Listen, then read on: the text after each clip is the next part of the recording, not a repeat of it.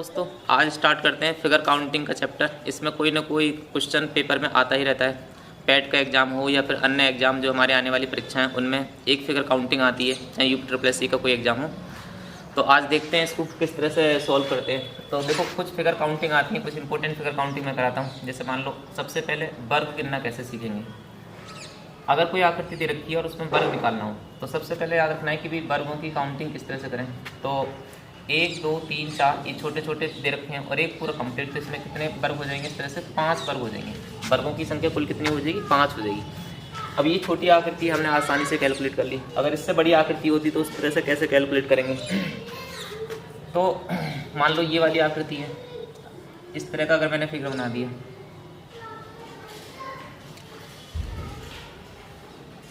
अब इसमें अगर इस तरह की आकृति आ जाएगी, अगर इसमें हम गिनेंगे तो एक एक करके गिनेंगे तो बहुत ही टाइम लग जाएगा। पेपर में हम इस तरह से 1-2 मिनट तो कुल ही मिलता है। तो इस तरह से जल्दी करने का क्या तरीका हो, तो इसको आसान करने के लिए मैं बता दे रहा हूँ कि भाई इसमें आप सबसे पहले नंबरिंग लिख लो। अगर इस तरह की कोई वर्ग काउंटिंग करनी हो तो आप इधर से भी नंबर ऑफ कॉलम लिख लो और इधर से सारे नंबर ऑफ रो लिख लो, जैसे कि मैं लिख रहा हूँ। फिर कुछ भी ना करना, लास्ट जो कॉलम इधर से होगा और लास्ट जो रो इधर से होगी, इनकी आपस में क्या करा देनी है? आपस में मल्टीप्लाई करा देनी। तो कितना हो जाएगा? 4 चौक 16 हो जाएगा। प्लस फिर इस वाली जो 3 है और इसकी 3 की मल्टीप्लाई किससे करा देनी? 3 से करा देनी। तो इससे पीछे वाले से, तो 3 की 3 से मल्टीप्लाई करेंगे कितना? 9 आ जाएगा। फिर 2 की 2 से मल्टीप्लाई करा देंगे, कितना आ जाएगा? 4 आ जाएगा। और फिर 1 की मल्टीप्लाई किससे करा देगी? 1 से करा देनी है। और इस तरह से आपकी टोटल वर्गों की संख्या आ जाएगी। 16 और 9 25, 25 और 4 29 और 1 30। इस तरह से कुल वर्गों की संख्या कितनी आ जाएगी? 30 आ जाएगी। अब ये कॉन्सेप्ट आप किसी भी आकृति में लगा सकते हैं, किस तरह की भी आकृति हो, चाहे तो नंबर ऑफ रो कॉलम बराबर हो या फिर अनइक्वल हो, किस तरह से भी हो। चलो एक दो सवाल और करते हैं अपने। जैसे मान लो एक आकृति इस तरह से दे रखी है। अब इसमें तो नंबर ऑफ रो और नंबर ऑफ कॉलम अलग अलग हैं जो मैं बना रहा हूँ। मान लो इस तरह से कोई आकृति दे रखी है, इस तरीके से। अब इसमें हमें कैलकुलेट करना है कि कितने वर्ग हैं और कितने, इस तरह से आप जल्दी कैलकुलेट कर पाओगे। तो सिंपल सा तरीका है जो मैंने अभी सवाल करे थे उसी तरीके से। इस पर भी क्या कर देना है? नंबरिंग कर देनी है 1 2 3 एंड 4, और इधर से भी नंबरिंग कर देनी है 1 2। अब इधर से number of row number of column के इक्वल नहीं है, तो इस केस में भी करना उस तरह से ही। लास्ट वाले कॉलम को लेना है और लास्ट वाली इधर से रो को लेना है। 4 की और 2 की आपस में क्या करा देनी? मल्टीप्लाई करा देनी। तो 4 दूनी कितना हो जाएगा? 8।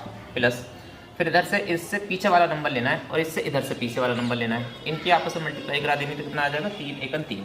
तो इस तरह से टोटल वर्गों की संख्या कितनी बनेगी? 8 और 3 11। और हम इस तरह से एक एक करके गिन भी पाएंगे। इसमें देखो मैं दिखा देता हूँ। अब ये 2 नंबर जो रहेगा इन्हें छोड़ देना है। जैसे देखो छोटे छोटे अगर गिने तो 1 2 3 4 5 6 7 8, 8 तो यही हो गए।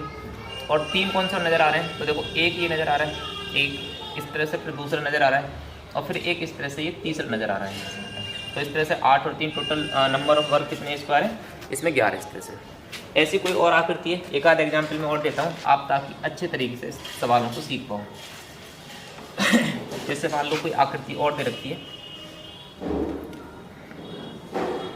इस तरह की मैंने फिगर ले ली है।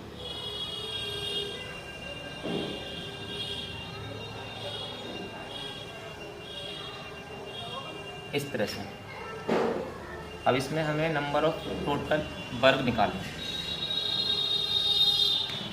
ये हम ये समझेंगे कि सारे इक्वल वर्ग की फॉर्म में ये आकृति है। तो इसमें क्या करना है? इधर से भी नंबरिंग लिख देनी 1 2 3 4, और इधर से भी नंबरिंग लिख देनी 1 2 3 4 5 6 7। फिर से वही करना है भाई, इधर से सबसे लास्ट का नंबर लेना है और इधर से सबसे लास्ट का नंबर लेना है। तो हमें क्या करना है? 4 की और 7 की मल्टीप्लाई करा देनी है। तो 4 की 7 की मल्टीप्लाई कराएंगे तो कितना आ जाएगा? 28 आ जाएगा। 4 7 28। और फिर 3 की और किसकी मल्टीप्लाई होनी है? 6 की होनी है। तो 3 की और जब 6 की मल्टीप्लाई करेंगे तो कितना हो जाएगा? 3 6 18 हो जाएगा। ठीक है ना।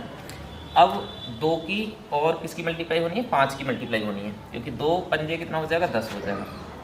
और इस तरह से अब कौन बचा? नंबर इधर से तो 1 ही बचा है और इधर से नंबर आ गए हम 4 पे। तो अब 1 की और 4 की मल्टीप्लाई कराएंगे तो कितना हो जाएगा? 4 1 4। और ये नंबर बच रहे रिमेनिंग, इनसे हमारा कोई मतलब ना है, इन नंबरों को छोड़ देंगे। तो इस तरह से हमारे टोटल नंबर ऑफ वर्ग कितने हो जाएंगे? इस तरह से आप जोड़ लो, ये सारे वर्ग टोटल हो जाएंगे। तो इसमें कितने टोटल बैठेंगे?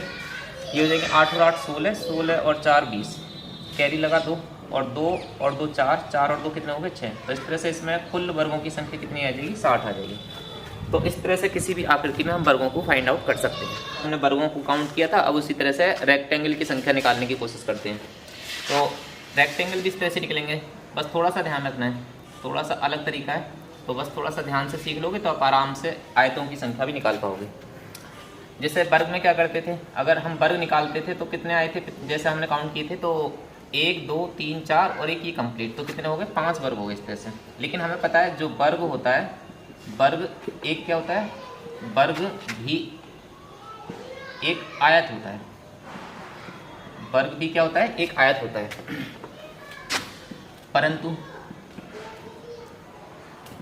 परंतु आयत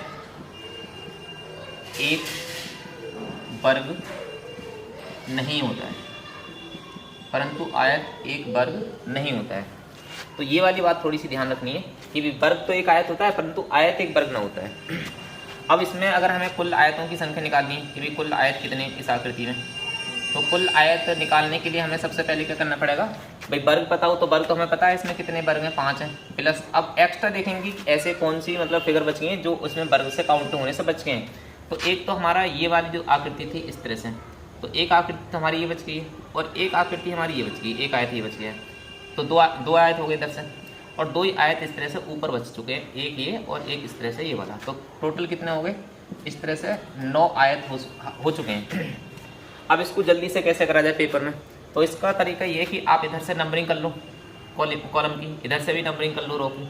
अब क्या करना है, 2 से अगली संख्या लेनी है। 2 से अगली संख्या कौन सी होगी 3, और 3 से आपको डिवाइड कर देना है 2 से। तो 2 से आप इसे काटोगे तो कितना आ जाएगा, इधर आ जाएगा 3, और इधर भी यही काम करना है सेम टू सेम। तो इधर इससे अगली संख्या कौन सी है 3, और इससे भाग कर देना है 2 से। तो 2 से 2 कट जाएगा, कितना आ जाएगा 3, और अब 3 की और 3 की क्या करा देनी है, आपस में गुणा करा देनी है। और जब हम इसकी गुणा कराएंगे तो कितना आ जाएगा रिजल्ट 9 आ जाएगा। तो यही क्या होगी कुल आयतों की संख्या होगी। इसी तरीके से हम किसी भी आकृति में आयतों को निकाल पाएंगे। तो देखो किसी और आकृति को लेते हैं, आपको ये शायद मेथड समझ में आ गया होगा। देखो मान लो अगर इस तरह की कोई आकृति है,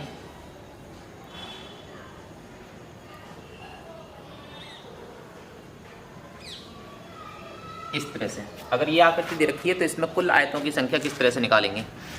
तो इसमें क्या करेंगे, नंबरिंग कर ले रहे हैं 1 2 3, इधर से भी नंबरिंग कर ले रहे हैं 1 2 3 4। अब क्या करेंगे, 3 से अगली संख्या लेंगे, 3 से अगली संख्या कौन सी है 4। अब इसे पूरे को डिवाइड कर देंगे कितने से 2 से, 2 से डिवाइड करना है, फिर 2 से इसे काट देंगे तो कितना आ जाएगा 2, और 3 2 नहीं कितना हो जाएगा 6। तो इधर से तो आगे हमारा 6। अब यही काम इधर करना है, भाई 4 से अगली संख्या लेनी है, तो 4 से अगली संख्या कौन सी होगी 5, और इसे डिवाइड कितने से करना है 2 से करना है। तो 2 से इसे काटेंगे तो कितना आ जाएगा 2, और 5 2 नहीं कितना हो जाएगा 10। अब इधर से आया 2 और इधर से आया 6, इनकी आपस में क्या करा देनी है, गुणा करा देनी है। जब इसकी आपस में गुणा कराएंगे तो कितना आ जाएगा 10 6 60 आ जाएगा। तो इसका मतलब है कि इसमें अगर हम टोटल आयत निकालें तो कितने बैठेंगे 60 आयत इस तरह से निकल के आएंगे। तो इस तरह से आप कर पाओगे आराम से किसी भी सवाल को, ठीक है। तो और देखते हैं एक सवाल। देखिए अगर इस तरह की आकृति और हो तो आप अब तो आराम से कर पाओगे, चाहे कैसा ही सवाल हो आयत निकालने का, आप आराम से इसी अप्रोच के साथ में करोगे तो हर एक सवाल हो जाएगा। और ये कहीं पे भी आपका फील मारने वाला मेथड ना है। जैसे मान लो ये वाली अगर आकृति कोई दे रखी है इस तरह से, अब इस तरह की आकृति में हमें आयत निकालने, तो सबसे पहले क्या करना है, नंबर काउंटिंग कर दो 1 2 3 4 5 6, इधर से भी काउंटिंग कर दो 1 2 3। अब क्या करना है, 6 से अगली संख्या कौन सी है 7, और भाग कितने से करना है 2 से। 2 से काटो कितना आ जाएगा 3, और 3 से कितना हो जाएगा 21। सेम संख्या इधर लेनी है, 3 से अगली संख्या कौन सी होगी 4, और डिवाइड करेंगे कितने से 2 से, तो कितना आ जाएगा 2 दूनी 4 और 2 3 6। तो इधर से कितना है 6 और इधर से कितना है 21। अब इनकी आपस में क्या करा देनी है, इनकी आपस में करा देनी है गुणा, और गुणा कराएंगे तो कितना आ जाएगा भाई 6 1 6 और 6 2 12। तो इस तरह से इस वाली फिगर में कितने टोटल नंबर ऑफ रेक्टेंगल होंगे, तो इसमें होंगे टोटल 126 यानी 126, ठीक है ना। तो आप इस तरह से इस मेथड को आप सीख पाए होंगे।